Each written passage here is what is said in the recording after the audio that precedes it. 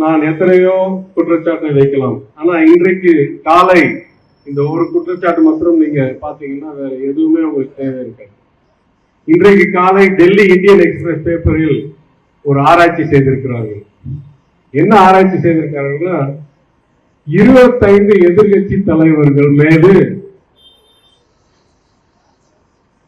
ID, இடி, CBI இந்த மாதிரி வழக்குகள் எல்லாம் தொடரப்பட்டிருக்கு. இந்த அரசாங்கத்தின் ஆட்சி காலத்தில் 25 எதிர்கட்சி தலைவர்கள் பேரு அஜித் பவார், சரத் பவாருடைய மருமகன், பிரபுல் பட்டேல் முன்னாள் ஒன்றிய அமைச்சர், ஹேமந்த் பிஸ்வா சர்மா முன்னாள் அசாம் முதலமைச்சர் காங்கிரஸில்,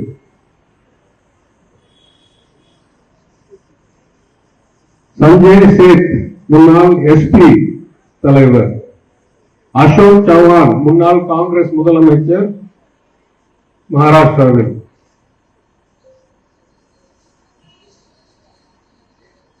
சுஜானா சௌத்ரி முன்னாள் தெலுங்கு தேசம் தலைவர் ஆந்திராவில். இவர்கள் 25 பேரில் இவங்களுடைய எதிர்காலம் என்ன ஆச்சு, இவங்களுடைய கதி என்ன ஆச்சுன்னு தெரியுமா? 25 பேரும் அவங்க கட்சியை விட்டுட்டு போய் பாஜக இணைந்துட்டாங்க. இணைந்த பிறகு என்னாச்சு தெரியுமா? அவங்களுடைய பிரச்சனை எல்லாம் அப்படியே ஆவியாகி மாறி எங்கேயோ போய்விட்டது.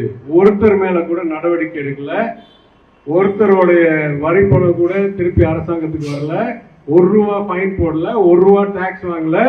25 பேரும் எத்தனை குற்றச்சாட்டில், எத்தனை 100 கோடி குற்றச்சாட்டில் இருந்தாங்களோ, 1000 கோடி குற்றச்சாட்டில் மொத்தமாக இருந்தாங்களோ அனைத்தும் அப்படியே ஆவியாகி போயிடுச்சு.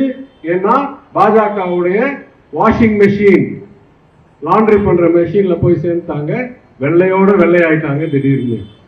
இது நான் சொல்ல, இது ஊடகத்துல தகவலோட இன்னைக்கு காலையில டெல்லியில வந்திருக்கு.